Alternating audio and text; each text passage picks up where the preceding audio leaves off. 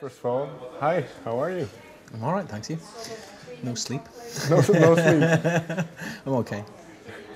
Busy last night or? Yeah, just an early start today. Okay. Like 3:30 is quite early, isn't it? Okay. Well, let's go straight to the album. It's number 10. Does it feel as a sort of milestone? Nope. Somebody had to remind me it was number 10. I didn't really think about it. It's never been that mentality. Each project is its own thing, in a sense. No, because then it'd be contrived, wouldn't it? You know. And that's the opposite of what we do. We write music on a very natural basis from song to song, and this album musically especially was very, very easy to write, and it's a further evolution on from Weather Systems. It's more disconnected from Weather Systems than Weather Systems was to We're Here Because We're Here, if you know what I mean. Yeah. It's more of its own thing. It's more of a step forward, especially the second half. In what sense do you see it as a step forward? Well, Weather Systems and We're Here Because We're Here felt a little bit connected in some way.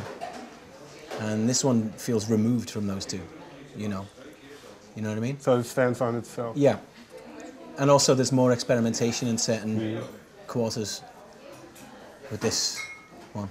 Well, as you mentioned, you're not very the music came naturally. So this experimentation, was it, when did it pop up? Was it in the studio? Was it early on in the writing well, the process? songs themselves had their own evolution sometimes, like a song like Distant Satellites.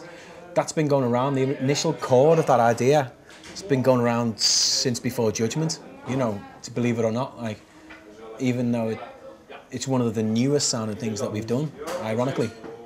But it's had a number of different incarnations since then, and I guess that even in the studio, like in December, it had 2 or 3 different attempts as well, which didn't work out. And then in January, John basically came to my house because we knew we had to fix it. Something was wrong with the song. We had to fix it, and he came to my house one morning, and I think it was the 11th of January, and we just sorted it out between us, and kind of kept it a secret for a couple of weeks from the rest of the band. Didn't tell anybody what it was like, and developed it further.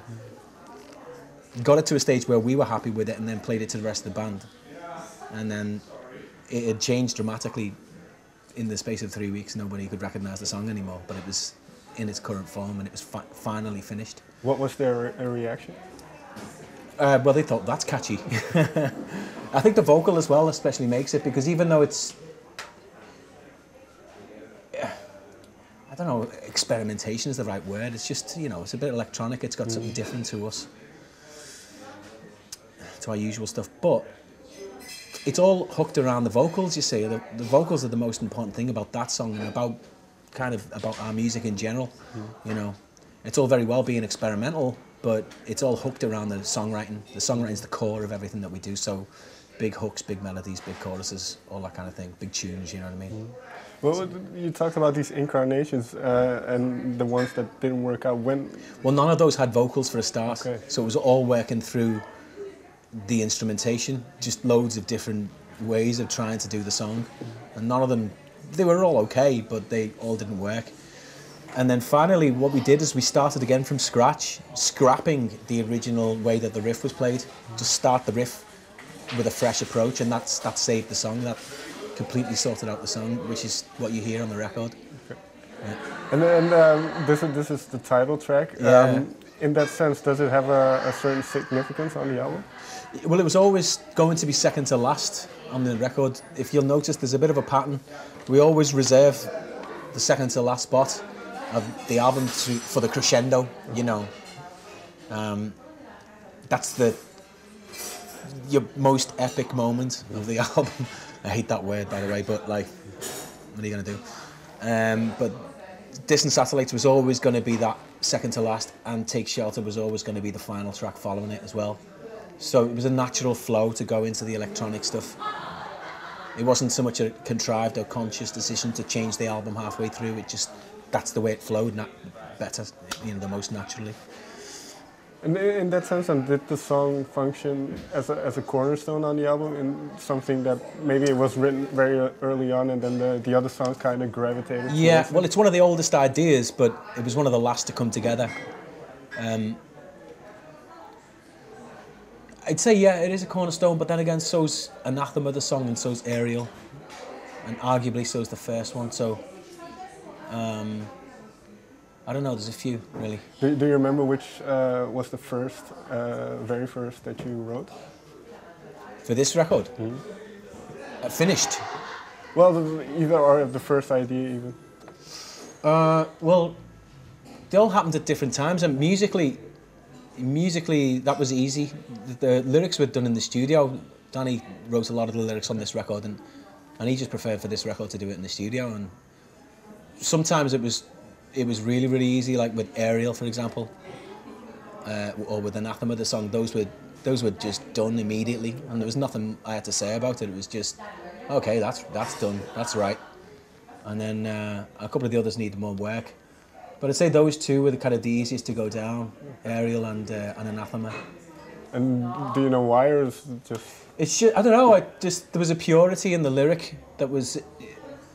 It said everything perfectly, that there wasn't a single word that needed changing. And I guess that's the reason, really. Well, generally, I assume this is different for each song as you write them. But do you start with the lyrics? I didn't write a lot of the lyrics. Remember, Danny wrote a lot of the lyrics on this record, the majority of all the lyrics. So, I think even by his own admission, he would say that with songs like Ariel and Anathema, they kind of wrote themselves. You know, that was just easy. It was done in 10 minutes. Ariel, particularly, was done in Buenos Aires last year. We were on tour in Argentina, and Danny had had a pretty rough night the night before. So I'd spent the next day, the morning and afternoon, setting up the sound check and setting up the gear. I wasn't expecting to see him, and then he just turned up for the sound check, and he went straight to the piano and started playing that riff, that refrain from Ariel. Just started playing it. And then the rest of the band joined in. I pressed record, and he started singing that line, I found you in the dark, don't leave me here, all of that. It was just done there and then. And I've never seen anybody write a song like that in its almost complete form, like almost improvised. I've never seen anybody do it. And for him as well, I know it was such an outpouring of everything he was going through that he was emotionally drained afterwards. And it was one of those moments where I kind of needed to be his brother at that point as well as his bandmate, you know what I mean? Because it's pretty tough going for him, but I cheered him up by saying, by the way, you've probably just written the best song on the album, so, that's cool. Do you discuss because as he's pouring his heart out, do you afterwards then discuss what it's about?